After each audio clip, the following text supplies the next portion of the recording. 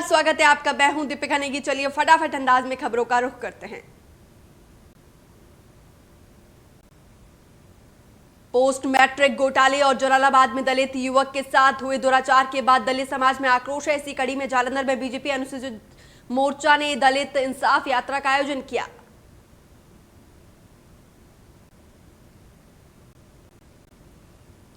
इस दौरान अश्विनी शर्मा ने कहा कि पंजाब सरकार दलित छात्राओं के साथ नाइंसाफी कर रही है। पंजाब कैबिनेट में मंत्री साधु सिंह धर्मसोत को गलत तरीके से क्लीन चिट दिया गया और जलालाबाद मामले में दोषियों के खिलाफ सख्त कार्रवाई करने की मांग की।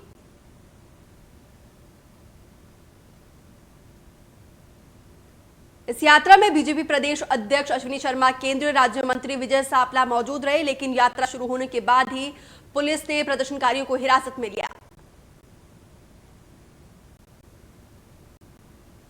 वहीं पुलिस अधिकारी ने कहा कि माहौल खराब ना हो, इसीलिए एहतियात के तौर पर बीजेपी नेताओं और कार्यकर्ताओं को हिरासत में लिया गया। हालांकि बाद में उन्हें रिहा कर दिया गया।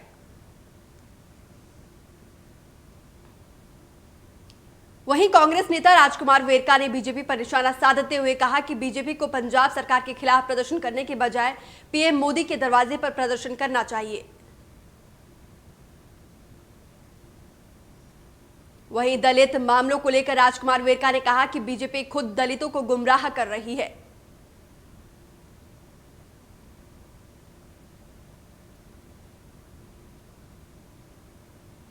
बीजेपी की रैली के दौरान जालंधर में एक चोर ने पर्स और मोबाइल छीनने का मामला सामने आया है, जिसे बीजेपी कार्यकर्ताओं ने चोर को रंगे हाथों पकड़ा और जमकर उसकी धुनाई की।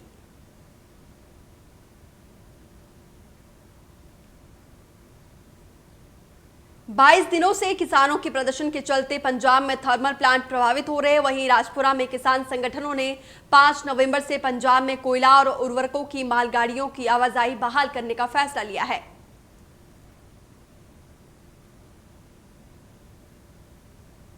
वहीं किसानों का कहना है कि प्रदेश में रिलायंस पेट्रोल पंप और बीजेपी नेताओं के घरों का घेराव जारी रहेगा।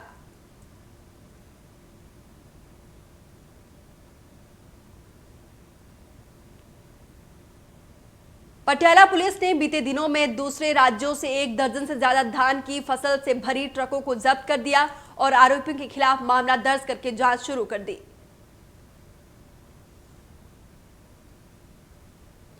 वहीं डीएसपी जसविंदर दीवान ने बताया कि ये ट्रक चालक दूसरे राज्यों से धान लेकर आ रहे थे, जिसको किसानों ने रोका है। फिलहाल पुलिस ने मामला दर्ज करके जांच शुरू कर दी है।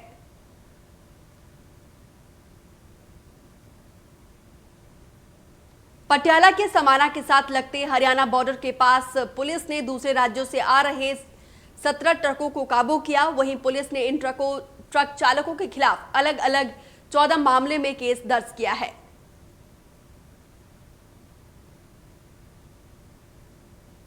वहीं डीएसपी जसवंत सिंह मांगटा ने बताया कि ये ट्रक चालक दूसरे राज्यों से धान की फसल लेकर पंजाब की मंडियों में बोगस बिल्डिंग कर पंजाब सरकार को नुकसान पहुंचाना चाहते थे, लेकिन पुलिस ने मुस्तैदी दिखाते हुए ट्रक चालकों के मंसूबों को नाकाम कर दिया।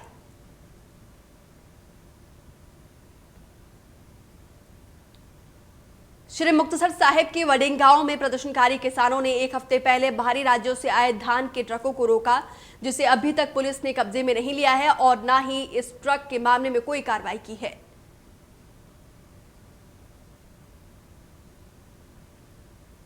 किसानों का कहना है कि पुलिस की तरफ से व्यापारियों और किसान संगठनों के बीच समझौते करवाने की कोशिश की जा रही है कि व्यापारी के ट्रक छोड़ दिए जाए।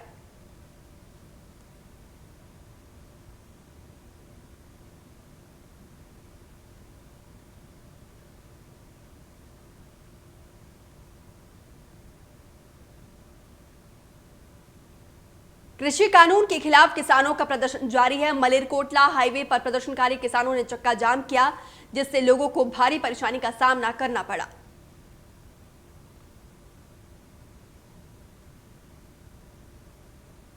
किसान यूनियन हरपाल सिंह का कहना है कि ओपन मंडी का सिस्टम है कि कोई भी किसान कहीं पर भी जाकर फसल बेच सकता है और उसे कोई नहीं रोक सकता और वो अपने हक के लिए आखिर तक लड़ते रहेंगे।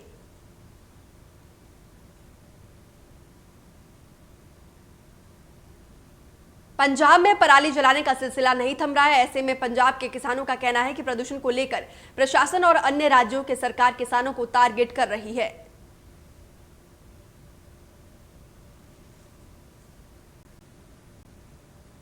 किसानों का कहना है कि पराली जलाने से सिर्फ करीब 6% ही वातावरण प्रदूषित होता है, बाकी 94% का प्रदूषण फैक्ट्री और केमिकल से होता है। उस पर सरकारें कुछ भी नहीं कर रही है, बस किसानों को टारगेट कर रही है।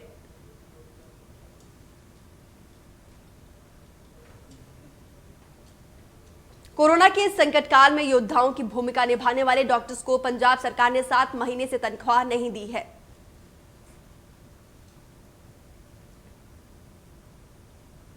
पटियाला में डॉक्टर्स का कहना है कि कोरोना काल में उन्होंने अपनी जान को हथेली में रखकर मरीजों का इलाज करवाया है, लेकिन पंजाब सरकार ना ही उन्हें सैलरी दे रही है और ना ही उन्हें नियमित कर रही है।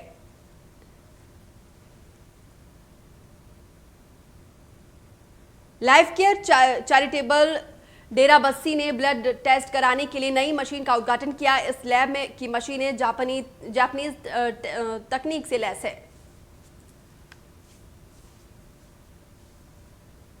इस उच्च तकनीक ब्लड टेस्ट मशीनों से पंजाब, हरियाणा, हिमाचल, चंडीगढ़ समेत कई सूबे के लोगों को फायदा मिलेगा।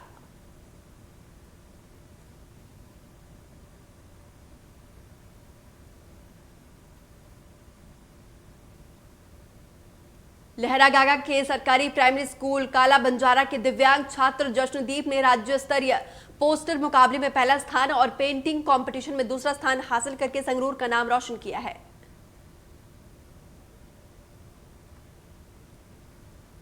दिव्यांग जश्नदीप की प्रतिभा के चर्चे पूरे पंजाब में हो रहे। जश्नदीप का लक्ष्य जज बनना है और गरीब बच्चों की पढ़ाई में मदद करना है।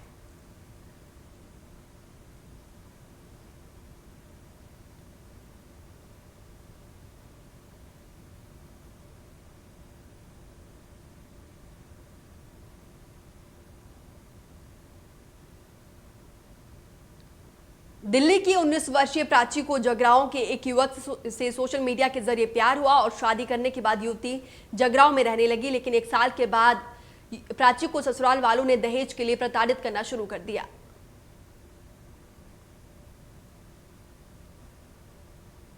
ससुराल वालों की प्रताड़ना से परेशान प्राची ने आत्महत्या करके जीवन लीला समाप्त कर ली। सुसाइड नोट में मौत का जिम्मेदार ससुराल वालों को प्राची ने जिम्मेदार ठहराया।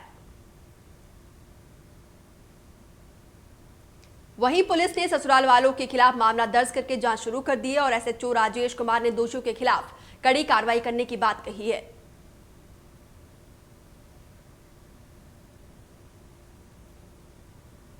फरीदकोट की सीआईए टीम ने शराब के ठेके लूटने वाले गिरोह के 3 सदस्यों को गिरफ्तार किया है। इन लुटेरों के खिलाफ फरीदकोट में आधे दर्जन से ज्यादा ठेका लूटने का मामला दर्ज है।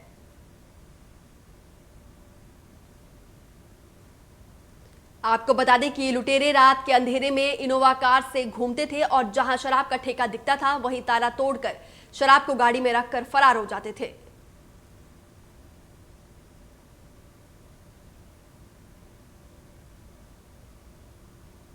जालंधर के मिशन कंपाउंड के पास मोटरसाइकिल से घर जा रहे आइसक्रीम पार्लर विक्रेता को मोटरसाइकिल सवार 3 लुटेरों ने रास्ते में रोककर मारपीट की और 80,000 रुपए की लूट को अंजाम दिया।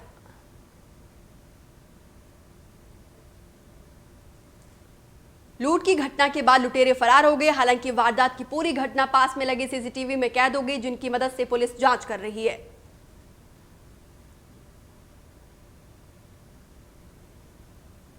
क्रिकेटर सुरेश रैना के फूफा और कजिन भाई की हत्या मामले में पुलिस ने एक महिला को श्री मुक्तसर साहिब से हिरासत में लिया है। आरोपी महिला मृतक ठेकेदार अशोक कुमार के घर में रैकी करने की शामिल थी। आपको बता दें कि 19 अगस्त की रात को पठानकोट में मृतक ठेकेदार के घर में किलिंग गैंग ने हमला किया था, जिसमें ठेकेदार अशोक कुमार की हत्या हो गई और लूट की वारदात को अंजाम दिया गया।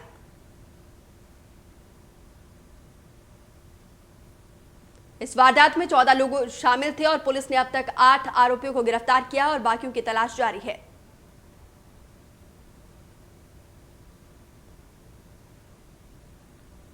नाभा के गमदौरा गांव में एक कार ने बाइक को जबरदस्त टक्कर मार दी। इस सड़क हादसे में पिता और पुत्र की दर्दनाक मौत हो गई। जानकारी के मुताबिक चालक नशे में था, जिसकी वजह से यह हादसा हुआ। वहीं मौके पर पहुंची पुलिस ने शवों को कब्जे में लेकर पोस्टमार्टम के लिए अस्पताल भेज दिया। वहीं पीड़ित परिवार का कहना है कि जब तक आरोपी को गिरफ्तार नहीं किया जाएगा तब तक अंतिम संस्कार नहीं किया जाएगा।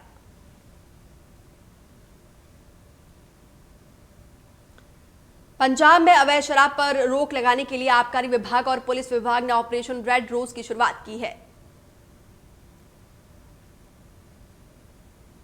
आबकारी विभाग का कहना है कि पंजाब में अवैध शराब की तस्करी, अवैध शराब के व्यापार को रोकने के लिए सख्त कदम उठाए जा रहे हैं। आबकारी विभाग का कहना है कि प्रदेश में अलग अलग छापेमारी से अब तक 40,000 लीटर लाहन बरामद किया गया है और इस अवैध धंधे में संलिप्त आरोपियों के खिलाफ सख्त कार्रवाई की जाएगी।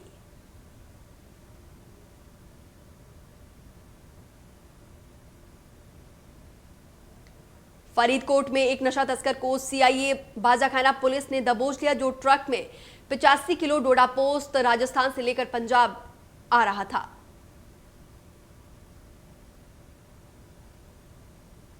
डोडा पोस्ट की कीमत करीब 4 लाख रुपए बताई जा रही है। वहीं पुलिस ने आरोपी को हिरासत में लेकर पूछताछ शुरू किया और पूछताछ में कई अहम खुलासे होने की संभावना है।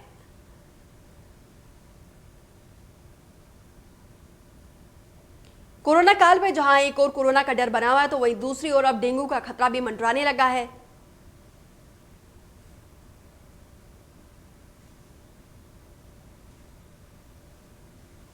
फाजिल्का में डेंगू से प्रभावित लोगों का ग्राफ तेजी से बढ़ता हुआ दिखाई दे रहा है। वहीं इसी कड़ी में अगर बात करें अबोहर की, तो बड़ी संख्या में लोग डेंगू के डंक का शिकार हो रहे हैं।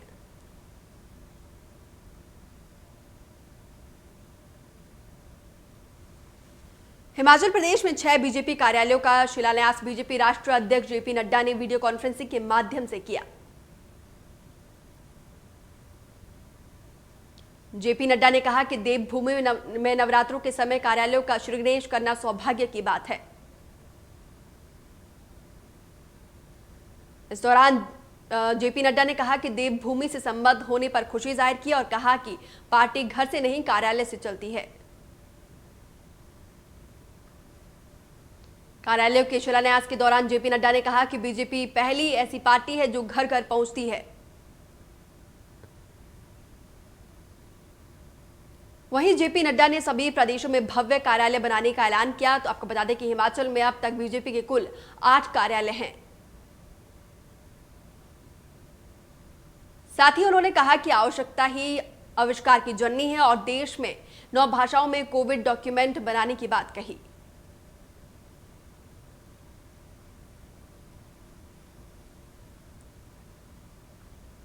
पंचायती चुनाव को लेकर कुल्लू प्रशासन ने कमर कस ली। प्रशासन ने चुनाव को लेकर नए वोटर बनाने की प्रक्रिया शुरू कर दी है।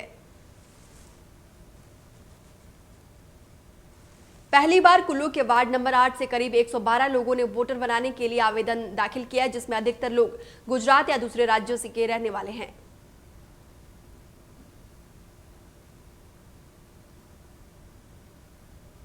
हिमाचल प्रदेश में सब्जियों के दाम आसमान छू रहे हैं। नालागढ़ में इन दिनों प्याज, गोभी और टमाटर के भाव 80 रुपए किलो पहुंचे हैं, जबकि आलू 50 रुपए किलो मिल रहा है।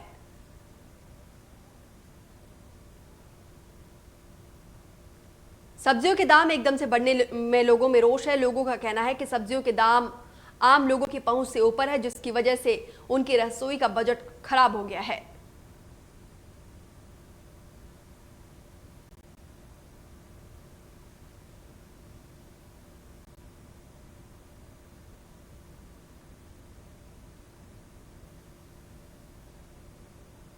अवैध खनन के खिलाफ ऊना में डीएसपी रमाकांत ठाकुर की अगुवाई में पुलिस ने होशियारपुर रोड पर छापेमारी की। इस दौरान पुलिस ने जाली एम-फार्म बनाकर अवैध खनन को वैध दर्शाने की गोरखधंधे का भंडाफोड़ किया। इस दौरान पुलिस ने जाली एम-फार्म बनाने में इस्तेमाल करने वाले कंप्यूटर्स और प्रिंटर को कब्जे में लिया और इन फार्म्स को तैयार करने वाले आरोपी पंजाब के फाजिल्का निवासी एक युवक को भी गिरफ्तार कर लिया।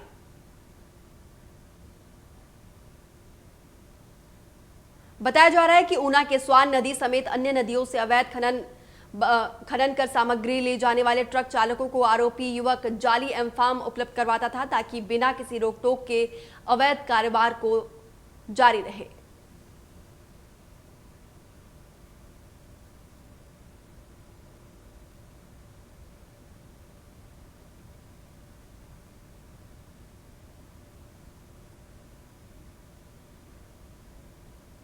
कोरोना के संकट काल में नालागढ़ में डेंगू ने दस्तक दे दी है। डेंगू में 4 नए मामले देखने को मिले हैं। नालागढ़ के समाज सेवी ललित पाठक ने एसडीएम को ज्ञापन सौंपकर नालागढ़ में फॉगिंग और सैनिटाइज करने की मांग की।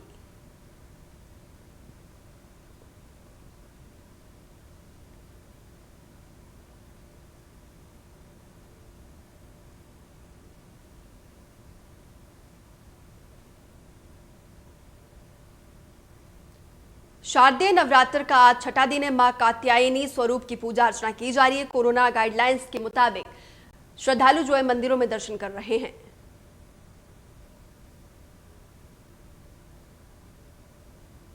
नवरात्र में शक्तिपीठ ज्वालामुखी में हजारों श्रद्धालुओं ने मां के दर शीश नवाया और मां का आशीर्वाद लिया।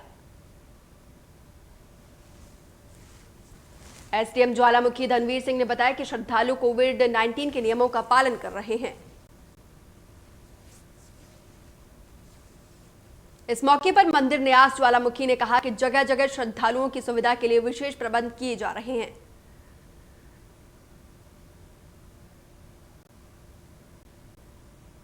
पूरी दुनिया में कोरोना के आंकड़े हुए 4,15,73,000 के पार। अब तक 11,37,718 मरीजों ने गंवाई जान। पूरी दुनिया में अब तक 94,76,736 कोरोना के एक्टिव केस।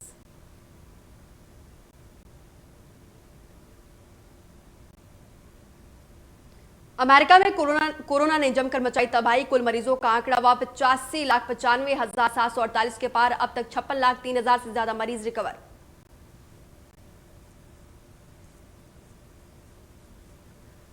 कोरोना के मामले में पूरी दुनिया में तीसरे नंबर पर है ब्राजील। अब तक 1,55,459 मरीजों ने कोरोना के चलते गंवाई जान। कुल मरीजों का आंकड़ा 53 लाख के पार।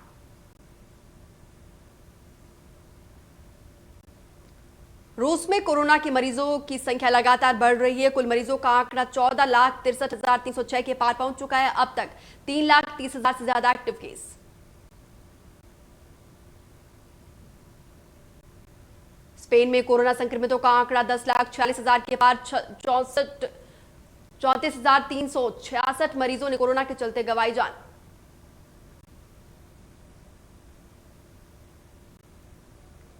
पाकिस्तान में कोरोना संक्रमितों का आंकड़ा 3,25,000 के पार। अब तक कोरोना से 6,702 मरीजों ने तोड़ा दम।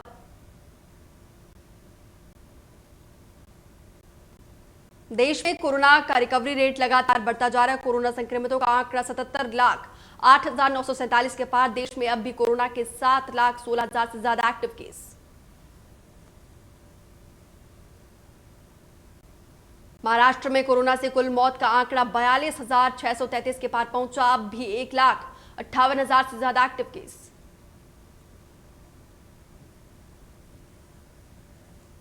राजस्थान में कुल संक्रमितों का आंकड़ा 1,78,000 के पार। 1,788 मरीजों ने गंवाई जान।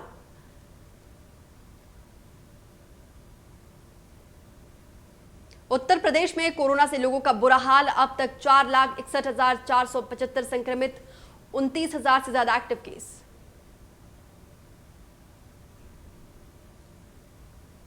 उत्तराखंड में कोरोना संक्रमितों की रफ्तार थमने से थोड़ी राहत मिली है। कुल संक्रमितों का आंकड़ा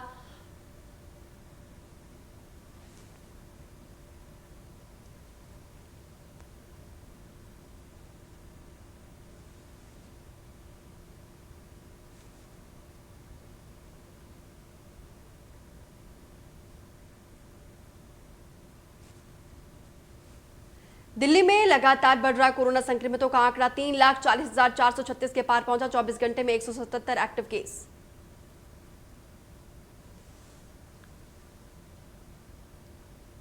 हरियाणा में कोरोना संग मरीजों का आंकड़ा 1,53,000 के पार। 10,000 से ज्यादा एक्टिव केस। 1,674 मरीजों ने गंवाई जान।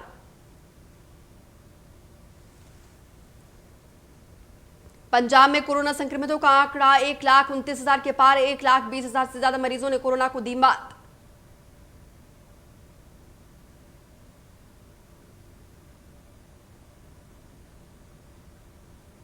पंजाब में 4,808 से ज्यादा एक्टिव केस। 4,060 मरीजों ने कोरोना के चलते गंवाई जान।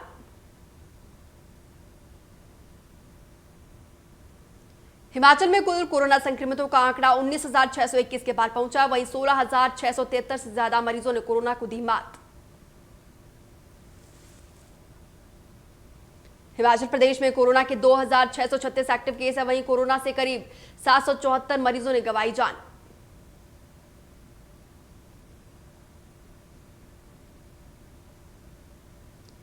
राजस्थान के पोखरण में नाग एंटी टैंक गाइडेड मिसाइल का सफल परीक्षण हुआ है। इस मिसाइल का टेस्ट वारहेड पर किया गया था।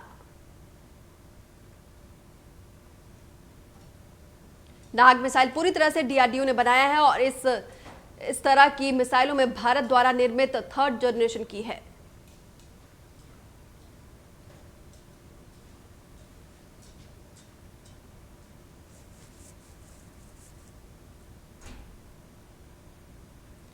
नाग मिसाइल 7 किलोमीटर तक जमीन से जमीन तक मार कर सकती है। नाग मिसाइल की 230 मीटर प्रति सेकंड की रफ्तार है।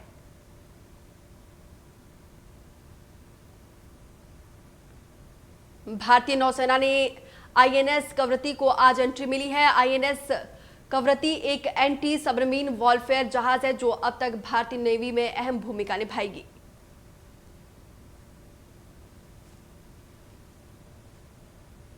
इस युद्धपोत की खासियत यह भी है कि इसमें 90% अधिक से अधिक देसी उपकरण है और इसे भारतीय नेवी की नेवल डिजाइन टीम ने तैयार किया है।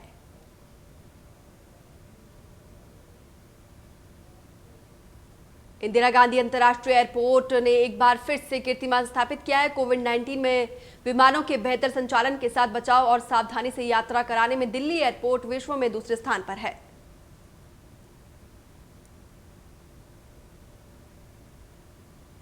बालाकोट में एक बार फिर से जैश के आतंकी कैंपों की भारी संख्या में सक्रिय करता हुआ दिखाई दिया। आतंकी कमांडर जुबैर ने बालाकोट में जैश के फिदायीन हमलावरों को एक बार फिर से ट्रेनिंग देनी शुरू कर दी है।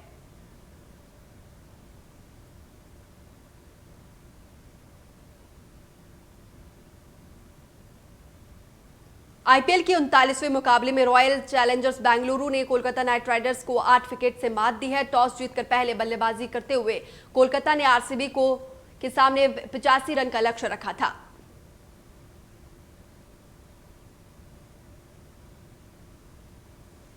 कोलकाता पर कहर बनकर टूटे मोहम्मद सिराज को मैन ऑफ द मैच चुना गया। सिराज ने कुल 4 ओवर्स में 2 मेडन और 8 रन देकर 3 विकेट चटकाए थे।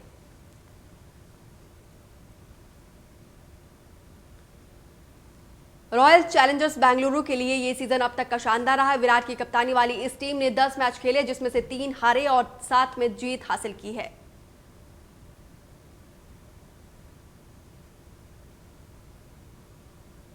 राजस्थान रॉयल्स और सनराइजर्स हैदराबाद के बीच आज करो या मरो का मुकाबला दुबई के अंतर्राष्ट्रीय स्टेडियम में मैच खेला जा रहा है।